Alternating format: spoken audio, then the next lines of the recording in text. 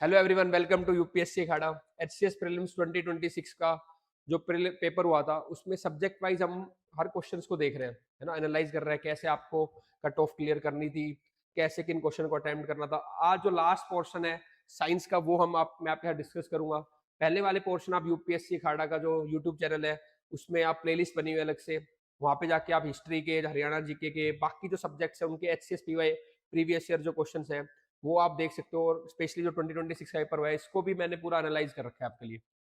बाकी पुराने वाले भी कर रखे हैं, वो भी आप देख सकते हो। तो आज हम देखेंगे एचसीएस प्रीलिम 2026 में जो साइंस के क्वेश्चन आए थे उनको कैसे अप्रोच करना था आपको, क्या उनका लेवल था, मीडियम था, डिफिकल्ट था, कहाँ से वो क्वेश्चन आए थे, क्या आपकी स्ट्रेटेजी होनी चाहिए। तो एचसीएस में आप देखोगे तो जो लार्जली क्वेश्चन आते हैं साइंस से ज्यादा आते हैं। तो यहाँ पे अगर आप 15 क्वेश्चन आए साइंस और साइंस टेक्नोलॉजी के, तो एक ही क्वेश्चन था जो स्पेस टेक्नोलॉजी से आया था, that is the part of technology. बाकी जो 14 क्वेश्चन थे वो साइंस के पार्ट थे आपके, फिजिक्स, केमिस्ट्री और बायो। तो 4 क्वेश्चन फिजिक्स के थे, 4 बायो के और 6 केमिस्ट्री से थे। अब हम देखेंगे क्वेश्चन वाइज।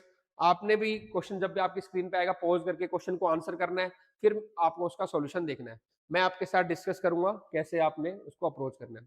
तो देखो पहला क्वेश्चन है हॉरिजॉन्टल वेलोसिटी टाइम ग्राफ। अगर वेलोसिटी टाइम हॉरिजॉन्टल है तो ये क्या शो कर रहा है, zero acceleration. Yes, it shows the zero acceleration, ये ठीक है।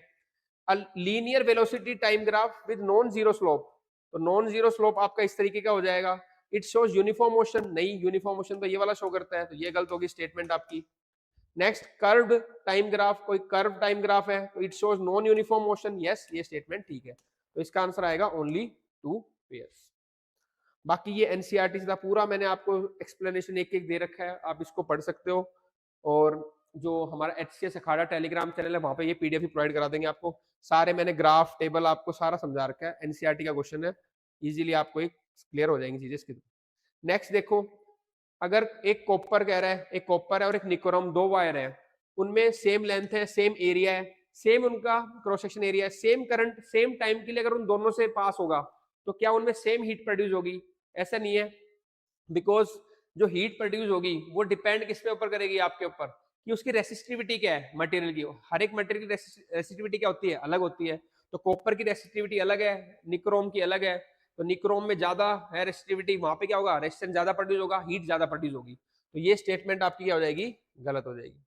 तो आप बाकी फॉर्मूला भी होता है आपका, heat is equal to I square R T है। यहाँ पे आर की जगह आपने रो यानी कि रेसिस्टिविटी, एल लेंथ और एरिया ये पुट करोगे तो आपका आंसर आ जाएगा। आर की जगह पे पुट करोगे तो कि भाई रेसिस्टिविटी दोनों की अलग है तो हीट प्रोड्यूस सेम नहीं होगी। नेक्स्ट जो क्वेश्चन है वो कह रहा है if in a conductor current is double, अगर आप करंट को डबल कर दोगे, ठीक है, और टाइम को हाफ कर दोगे तो हीट प्रोड्यूस क्या डबल हो जाएगी? ये आंसर आपका ठीक है। अब इसमें देखो आप आई स्क्वायर आर टी में अगर आपने क्या कर दिया, करंट को क्या कर दिया, जो आपका नया आएगा एच डैश आएगा, तो आई जो करंट को क्या कर दिया आपने, डबल कर दिया 2i, और टाइम को क्या कर दिया, हाफ कर दिया। यहाँ पे स्क्वायर करोगे, ठीक है, यहाँ पे 4 हो जाएगा, तो 4 से 2 कट जाएगा तो ये क्या आ जाएगा 2 आई स्क्वायर आर टी, आई स्क्वायर आर टी टी, ठीक है। और ये आई स्क्वायर आर टी क्या है, एच, यानी कि जो नई हीट आएगी एच डैश वो क्या आ जाएगी 2h, यानी कि वो हीट क्या हो जाएगी, ट्वाइस हो जाएगी। ये स्टेटमेंट आपकी सही थी, द हीट बिकम्स डबल। तो statement 1 is false but statement 2 is true, answer is D. इसका आंसर आएगा डी। ये फॉर्मूले से सिंपल हो जाता, heat is equal to I square R T से दोनों स्टेटमेंट को आपको एनालाइज कर पाते। ये भी एनसीईआरटी का ही क्वेश्चन था, आपकी क्लास 10 की एनसीईआरटी है, चैप्टर 11 इलेक्ट्रिसिटी। सारा मैंने दे रखा है, कहाँ से सोर्स है, कैसे इसको अप्रोच करना था, डिटेल सॉल्यूशन दे रखा है, पढ़ते ही आपको समझ में आ जाएगा। अभी बस मैं आपको दिखाना चाह रहा हूँ कैसे क्वेश्चन थे, कैसे बेसिक कॉन्सेप्ट से आप उनको सोल्व कर सकते थे। एनसीईआरटी के सारे स्क्रीनशॉट दे रखे हैं मैंने आपको, एचसीएस अखाड़ा टेलीग्राम चैनल पे ये पीडीएफ आपको मिल जाएगी। थर्ड क्वेश्चन देखो, for mixing the concentrated nitric acid and water, water must always be added slowly to the acid. तो कॉन्सेंट्रेटेड एसिड में आप क्या कह रहे हो, वाटर डालो। अगर आप कॉन्सेंट्रेटेड एसिड में वाटर डालोगे तो एकदम से क्या होगा, स्प्लैश आउट करेगा, हीट रिलीज होगी। तो ये तो क्या हो जाएगा, गलत मेथड है, इट इज रॉन्ग। बल्कि होना क्या चाहिए, वाटर है और वाटर के अंदर आप क्या डाल रहे हो, कॉन्सेंट्रेटेड एसिड डाल रहे हो, ड्रॉप बाय ड्रॉप, ये तरीका ठीक है। For dilution solvent is required to be added to the concentrated solution. अब इसमें भी ये कह रहा है कि डाइल्यूशन के लिए कॉन्सेंट्रेटेड सॉल्यूशन में आप क्या डालो, सॉल्वेंट डालो, यानी कोई मान लो वाटर डाल रहे हो आप इसके अंदर। तो ये स्टेटमेंट भी क्या थी, गलत थी। ये इसी को रिफ्रेश कर रखा है, this statement is also wrong. Both statement 1 and 2 are false, answer आएगा बी। ठीक है, नेक्स्ट आओ क्वेश्चन नंबर 4 पे देखते हैं हम। ये भी सारा आपका क्लास 10 की एनसीईआरटी है, चैप्टर 2 से एसिड बेस से क्वेश्चन आ रखा है। नेक्स्ट, अब ये फॉर्मूले दे रखे हैं और ये इनके यूज दे रखे हैं। अब ब्लीचिंग पाउडर का फॉर्मूला CA2O2Cl2 दे रखा है। इसका फॉर्मूला होता है कि आपका आपका ClO2।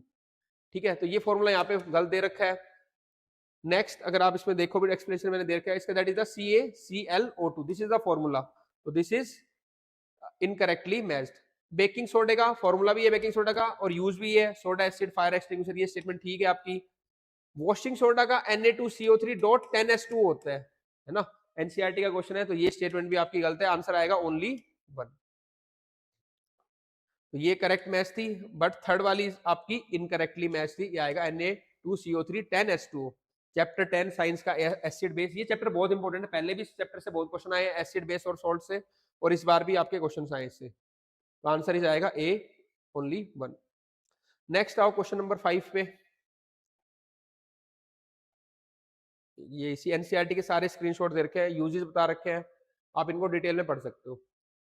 अब देखो इसमें दो अलग अलग स्टेज दे रखी है। मॉस्किटो एग से लार्वा प्यूपा एडल्ट बनता है, silk moth egg larva pupa adult बनता है, कॉकरोचेस एग निम्फ प्यूपा और एडल्ट बनते हैं। तो आपको बताना था कौन से पेयर इसमें करेक्टली मैच्ड है। तो इसमें आप दो चीज देखना, कंप्लीट जो मेटामॉर्फोसिस होगा, ठीक है, वो किसमें होएगा आपका, उसमें क्या होता है आपका, इट इंक्लूड 4 स्टेजेस। पहले आपका एग होता है, फिर उससे लार्वा बनेगा, फिर प्यूपा बनेगा और फिर एडल्ट बनेगा। और इनकम्प्लीट में क्या होता है आपका, एग आएगा, निम्फ बनेगा और फिर सीधा एडल्ट बन जाएगा, यानी कि प्यूपा, और ये नहीं है आपका larva. There is no pupa stage, तो यहाँ पे कोई प्यूपा स्टेज नहीं है। अब आंसर देखो, फर्स्ट मॉस्किटो का क्या था, इट इज करेक्टली मैच की एग लार्वा प्यूपा एडल्ट सारे बनेंगे इसमें। ठीक है, सिल्क मोथ में ये भी करेक्टली मैच था आपका, एग लार्वा प्यूपा एडल्ट, ये कंप्लीट मेटामॉर्फोसिस हो रहा है। लेकिन कॉकरोच में क्या हो रहा है आपका, इनकरेक्टली मैच्ड है, क्योंकि यहाँ पे इनकम्प्लीट मेटामॉर्फोसिस होता है, तो स्टेज क्या आनी चाहिए आपकी, एग निम्फ और एडल्ट, जबकि दे क्या रखी थी, एग निम्फ प्यूपा दे दिया, जबकि हमने किया था इनकम्प्लीट मेटामॉर्फोसिस में प्यूपा नहीं बनता है, तो ये स्टेटमेंट गलत आएगी। तो दो ठीक है इसमें, B only 2 pairs are correct.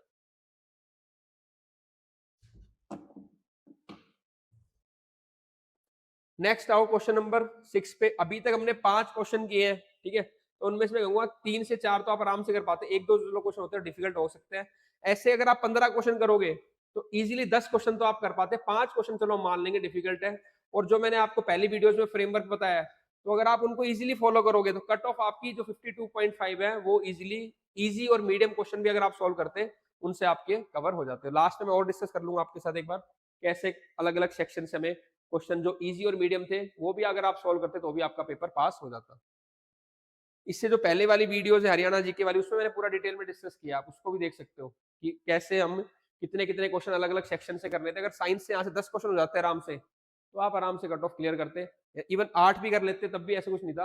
8 से 10 क्वेश्चन इसमें फेयर है कि अगर आप उसको अगर सोल्व कर पा रहे हो 15 में से, तो आप आराम से कट ऑफ क्लियर कर लेते हैं। अब देखते हैं next, fertilizers are commercially available products that provide nitrogen phosphorus and potassium to the crops। ठीक है, fertilizer contain a large amount of organic matter. अगर इसमें इसमें तो क्या होता है, आर्टिफिशियल होते हैं सारा, ऑर्गेनिक मैटर क्या होता है, केमिकल ज्यादा होते हैं, तो स्टेटमेंट इज रॉन्ग, आंसर आएगा 1 ओनली। तो आंसर इज 1, बिल्कुल सिंपल और सीधा क्वेश्चन था, इसमें तो कुछ था ही नहीं बिल्कुल। ठीक है, पर ये भी एनसीईआरटी से दे रखा है आपकी क्लास 12 9th की एनसीईआरटी, सॉरी चैप्टर 12 से।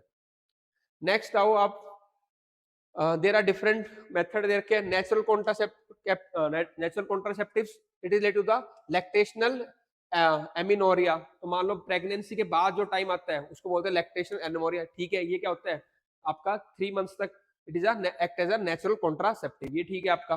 बैरियर मेथड में यूज कर रखा है प्रोजेस्ट्रेट, ठीक है, प्रोजेस्ट असर्ट। तो आप मान लो ये प्रोजेस्ट्रोन से रिलेटेड है, तो ये कोई ना कोई क्या होगा, हार्मोन होगा, तो इसको बैरियर मेथड थोड़ी होगा आपका प्रोजेस्ट्रेट।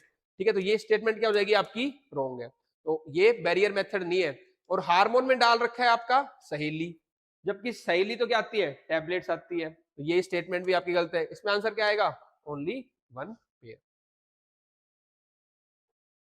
तो अगर आप पढ़ के सिंपल भी सोचते हैं, तो अगर इसको मैनेज करते हैं, मान लो आपको ये नहीं भी पता है लैक्टेशनल एमेनोरिया के बारे में, तो आप चाहे छोड़ भी सकते हैं, मैं मान लेता हूँ चलो मीडियम टू डिफिकल्ट लेवल में, लेकिन फिर भी आपको 10 क्वेश्चन 8-10 क्वेश्चन इजीली मिल जाएंगे जो आप कर पाते हैं। बाकी इसको पढ़ोगे आराम से तो ये इजीली हो जाता। क्वेश्चन को बस ब्रेक करना था कि भाई प्रोजेस्टेरोन हार्मोन से रिलेटेड है तो बैरियर में नहीं हो सकता, सही आपको पता ही होता है, तो हार्मोन का नहीं है, मेडिसिन का है, ठीक है। तो ये नेचुरल कॉन्ट्रासेप्शन हो गया आपका। लैक्टेशनल एमिनोरिया करेक्टली मैच्ड है, ठीक है। इट इज बेस्ड ऑन जैसे ब्रेस्ट फीडिंग के बाद चाइल्ड बर्थ के around 6 months post delivery without any side effects, तो इट्स अ मैक्सिमम पीरियड इसका जो जा सकता है नेचुरल कॉन्ट्रासेप्टिव्स का, लैक्टेशनल एमिनोरिया का, वो 6 मंथ्स तक जा सकता है, ठीक है। उसके कोई साइड इफेक्ट भी नहीं, क्योंकि नेचुरली वीमेन क्या उस टाइम पे कंसीव नहीं कर सकती। सेकंड देखो बैरियर मेथड गलत है, incorrectly match, because Progestasert is a hormone releasing intrauterine device, और next Saheli is incorrectly match because it is a oral contraceptive pill, ना कि हार्मोन वाली, ठीक है। तो ये भी इनकरेक्टली मैच्ड है, पिल है ये आपका क्लास 12th की बायोलॉजी की एनसीईआरटी बुक से सीधा दे रखा है। नेक्स्ट आओ क्वेश्चन नंबर 8, जो एक ही क्वेश्चन था, साइंस एंड टेक्नोलॉजी से रिलेटेड था, ठीक है। ISRO launched XPoSat mission in January 2025 to study cosmic ray sources. Next, XPoSat is India's first dedicated mission to study X-ray polarisation. तो अगेन अगर आपको डेट थोड़ी याद है तो आप इसको कर पाते। फर्स्ट स्टेटमेंट क्या है इसकी, फॉल्स है, बट सेकंड इज ट्रू है। तो डेट में थोड़ा प्ले कर लेते हैं। एक्चुअली ये लॉन्च हुआ था 2024 जनवरी 1 और दे क्या रखा था 2025। तो ये कुछ ट्रिक्स जो यूज करते हैं एग्जामिनर जो क्वेश्चन सेट करने में। तो फर्स्ट स्टेटमेंट गलती, सेकंड ठीक है क्योंकि एक्सरे के लिए था, first second statement is correct. तो करंट अफेयर में था, ये हमने भी करवाया था, इजीली हो जाता आपका इसमें। एक्सपोसैट ये सभी ने करवाया, कोई कॉमन है वैसे कुछ नहीं है, ठीक है। नेक्स्ट आओ, consider the following statement, how many of the above correct. पहला देखो, an object moving with the constant velocity has zero net force acting on it. पहला क्या कह रहा है, जो ऑब्जेक्ट क्या कर रहा है, कांस्टेंट वेलोसिटी से मूव कर रहा है, उस पर जीरो क्या हो जाएगा, फोर्स क्या हो जाएगा, जीरो, ठीक है। अब जब कांस्टेंट वेलोसिटी से मूव कर रहा है तो एक्सेलरेशन क्या होगा, जीरो होगा। फोर्स क्या होता है, मास इनटू एक्सेलरेशन, तो ये स्टेटमेंट ठीक हो जाएगी। Action and reaction force act on the same body, ऐसा नहीं है आप चल रहे हो तो आपकी बॉडी और ग्राउंड में दोनों में क्या होगा, एक्शन रिएक्शन अलग अलग बॉडी पे लगेगा, तो ये स्टेटमेंट क्या हो जाएगी आपकी, गलत है। Newton's third law of motion, a large force acting for a shorter time can produce large change in the momentum. कि एक ज्यादा फोर्स अगर शॉर्टेड टाइम के लिए गया तो ज्यादा मोमेंटम कर सकता है। यस, क्रिकेट में आप देखना, आप एकदम से बैट को तेज लेके आओ, एकदम से आपका फोर्स जनरेट होगा और काफी अच्छा मोमेंटम मिल जाएगा। This statement is correct. तो आंसर आएगा आपका ओनली 2। तो कुछ चीजें प्रैक्टिकल भी आप देख सकते थे इसमें, उस तरीके से आपने, और ये बिल्कुल बेसिक है, मैं ये कहूंगा कि बहुत ज्यादा इन्होंने टफ पूछा है। बेसिक कॉन्सेप्ट पढ़ते हैं वेलोसिटी के, एक्सेलरेशन के, उससे आपका ये सॉल्व हो जाता है, मोमेंटम का जो क्वेश्चन होता है। Newton first law of motion हो गया, इससे आपका force is equal to mass into acceleration, वो जीरो हो जाएगा, ठीक है। बिकॉज आपका वेलोसिटी क्या है, कांस्टेंट है, तो उसमें फिर एक्सेलरेशन जीरो हो जाएगा।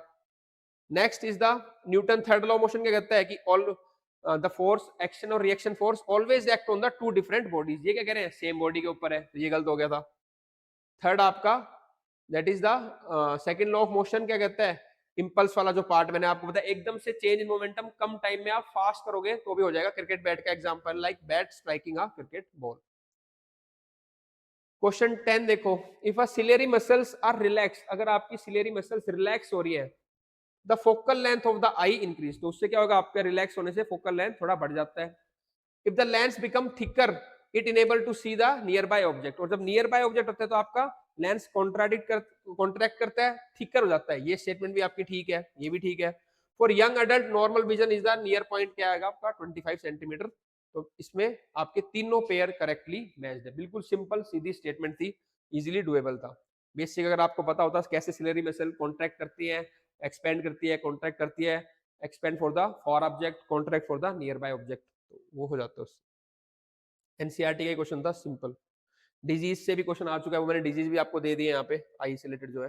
अभी नेक्स्ट क्वेश्चन देखते हैं, question number 11, the loudness of a sound is determined by it's frequency. तो जो लाउडनेस है वो डिटरमाइन कौन करेगा, आपका एम्पलीट्यूड, ना कि फ्रीक्वेंसी। फ्रीक्वेंसी डिटरमाइन करेगी पिच कितनी है, ठीक है। तो ये स्टेटमेंट गलत है। The frequency of the sound wave does not change, ठीक है। तो साउंड वेव की फ्रीक्वेंसी चेंज नहीं होती when it is passes from one medium to another. तो एक मीडियम से दूसरे मीडियम में अगर साउंड जाती है तो फ्रीक्वेंसी तो क्या है, सोर्स की कैरेक्टरिस्टिक है। तो वो चेंज नहीं होगी, आपकी स्पीड चेंज हो जाएगी, ठीक है। तो ये स्टेटमेंट आपकी क्या है, करेक्ट है। नेक्स्ट, ऑडिबल रेंज क्या कह रहा है ह्यूमन ईयर की, 20 हर्ट्ज टू 20 किलो हर्ट्ज, ये बिल्कुल बेसिक फैक्ट है जो हम पढ़ते हैं। आंसर आएगा ओनली 2। इसका आंसर only two, first statement incorrect थी आपकी, मैंने बता दिया। सेकंड और थर्ड आपकी करेक्ट है, ये भी एनसीईआरटी से आपका कोर्स सेकंड और थर्ड करेक्ट है। स्पीड और वेवलेंथ चेंज होती है, frequency remain constant when sound wave passes from one medium to another. NCERT आपकी क्लास 9 साइंस साउंड चैप्टर से ये था। नेक्स्ट क्वेश्चन नंबर 12 देखते हैं। Denatured alcohol contain small quantity of methanol, a poisonous substance, ठीक है।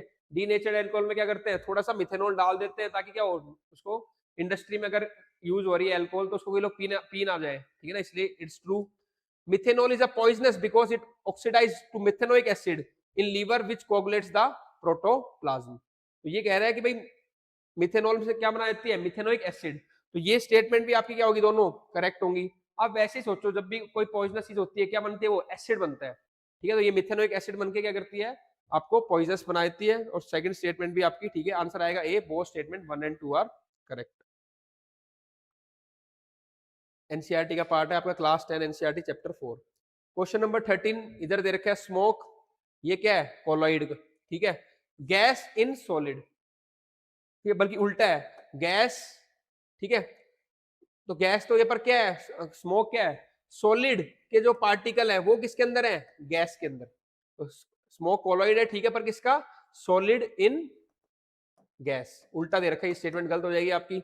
मिल्क क्या है, इमल्शन, होमोजीनियस, मिल्क इमल्शन तो है पर होमोजीनियस नहीं है, हेट्रोजीनियस है। तो ये स्टेटमेंट सिंपल हम पढ़ते हैं भी गलत हो गया, ठीक है। प्यूमिक स्टोन क्या है, एक फोम है और हेट्रोजीनियस है, ये आपका ठीक है, आंसर आएगा ओनली 1, ठीक है। फर्स्ट इनकरेक्टली मैच था, सेकंड भी इनकरेक्टली मैच था, जो मैंने समझा दिया आपको। थर्ड क्या है, pumice stone is a volcanic rock formed when the gas bubbles are trapped in the solidifying lava. तो उसके अंदर जो गैस बबल आते हैं तो ये सॉलिड फॉर्म की तरह बन जाता है प्यूमिक स्टोन, ये ठीक है। It is a gas disperse inside a solid medium, like all colloids it is also a heterogeneous mixture. ये भी एनसीईआरटी क्लास 9 में दे रखा था आपका।